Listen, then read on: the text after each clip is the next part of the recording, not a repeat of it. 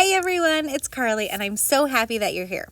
Now if you've been around a little bit, you know I am obsessed with shaker cards. I cannot stop making them, and lately there's one style I really can't stop making. So let me show you how I made this one with the Pretty Pink Posh new utility vehicle set. Okay, so I'm going to start with the background for my shaker card. I have just a heavyweight piece of white cardstock and I want to add some color. So I've got Distress Oxide, Abandoned Coral, and I'm just using a blending brush to apply it. It doesn't have to be perfect. Only the top part is going to show. I just want to get some color on there. Now, if you had the right color of cardstock that you wanted to use, that would be perfect time to use it. It would save you this step. I never have that. I never do. So I'm always ink blending just to create colored cardstock. So I want to add a few images to my background. The first thing I did was I cut another panel of white cardstock. This one is 4 1/4 by 3.5, I think, but really it could be any size that you want it to. And then I'm going to load it up in my MISTI with that inked background that I let dry for just a minute. And then I'm using that white panel as just a little bit of a guide because I want my little background stamps, which I'm going to use both the mailboxes. I want those to be to stamp so that they're gonna just not exactly show. Like, I don't want the bottoms of the stamps to show. I want them to be kind of hidden behind that white panel. Does that make sense? So that's why I've got the white panel in there as a guide. So I'm going to close the lid of my MISTI and pick up those stamps and then get that white panel out of the way because I don't need it anymore and I definitely don't want to accidentally stamp onto it. And then I'm going to ink up my stamps and stamp onto that background panel. Now, because I ink blended it and I haven't let it dry for very long, I'm going to use the black Distress Oxide to stamp with. If I wanted to use another ink, I would want to let it dry longer or maybe even heat set it.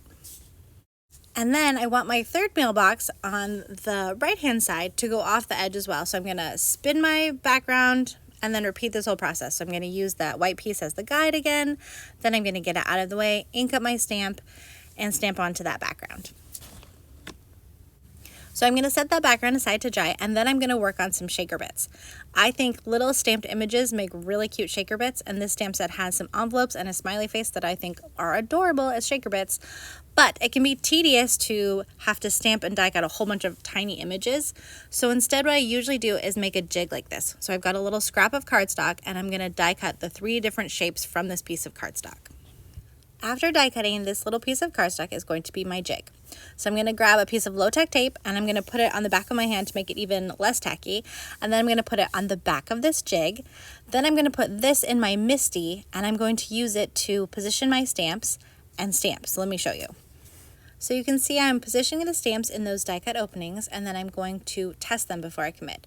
So I'm going to put blank die cuts in each little opening, and then I'm going to grab a piece of acetate I keep in my MISTI just for testing. I'm going to put it on top. Then I can ink up the stamps and stamp onto that acetate and see how I've positioned my stamps, if it's in the right place. And it's not. It's totally not in the right place. All 3 of those stamps need to be moved. So I'm going to clean up the acetate, clean the stamps, move them. Now I'm going to test again to see if they're in the right spot.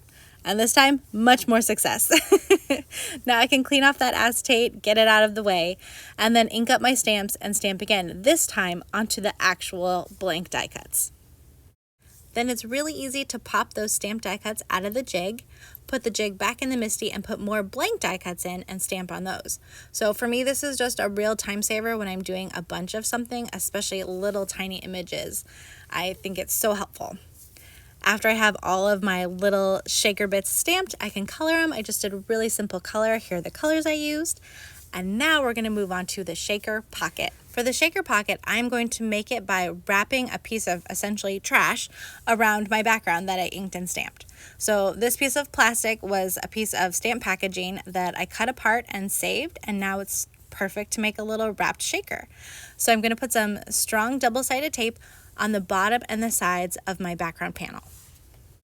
Once I've got the tape on there, I'm going to pick them both up together, and I'm just going to use scissors to trim off those corners. Now, it doesn't have to be perfect. This just makes it a little bit cleaner of a fold when you fold in all those sides and secure it with the tape. After cutting those corners, I'm going to pull the liner off my double-sided tape, and I'm going to fold that plastic up and secure it on the tape, and repeat those same steps on the sides.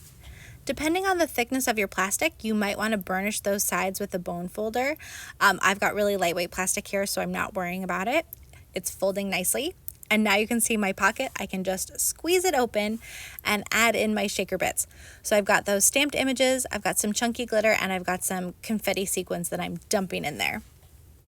And if you're using stamped images like me, make sure you put them in so they're all facing the right direction. After I dumped them in like that, I did have to go back with some tweezers and turn some of them around so that the cute part was showing, not the backs. Okay, now I'm going to seal my pocket with just another piece of double-sided tape. Okay, and so there I've got my shaker pocket. Isn't that fun? It's got all my goodies in there. Now I need to finish this off by adding that white panel onto the front. So I'm going to load up everything into my MISTI to position my sentiment stamp on that white panel.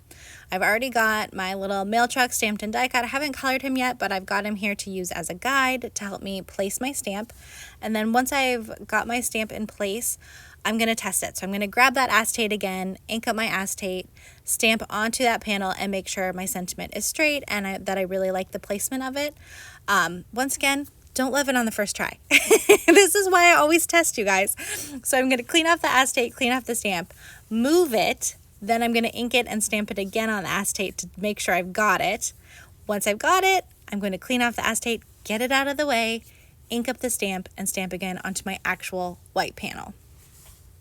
After that, the panel is ready to go on top of the shaker pocket. So I'm just using a little bit of liquid glue because the liquid glue gives me more wiggle room to line things up and make sure everything is nice and straight. Then I'm going to pop my pocket and my panel under some acrylic blocks to make sure everything gets good and stuck down, and then color my little mail truck that's going to go on top. Okay, so we're jumping ahead. Now I'm gluing my colored mail truck to the front of my pocket panel. I apologize for not filming the coloring, guys. I haven't quite figured out a good way to do that. Plus, I'm so slow, and I know you don't have that much time to watch crafty videos. But if you do film your coloring and share it, let me know how you do it. What works for you? Tell me in the comments, guys. I could use all the tips. Okay, so there's my finished pocket panel with the mail truck. Now I just need to glue this to a folded card. So again, I'm just going to use liquid glue. I'm going to put it all over the front of the folded card, and then I'm going to add my pocket panel on top. Oh, and I forgot to show you, at some point I added some faux splatter. So I just grab a black pen, or even sometimes a couple of different black pens that have different tips, and I just make little dots. Totally fake. I can't do real splatter, but I love a little pretend splatter. So here is the finished card. I do love it, but I was a little bit unsure. Maybe the abandoned coral wasn't the right color for the background. So after I made this one, I did make one that is almost identical except for with a different background color. And I don't know if I like this one any better. Maybe bold is better, maybe pale is better. I really can't decide. Maybe it should be rainbow. I gotta think on that. Anyway, thank you so much for watching, you guys. I hope you have a fantastic day and happy crafting.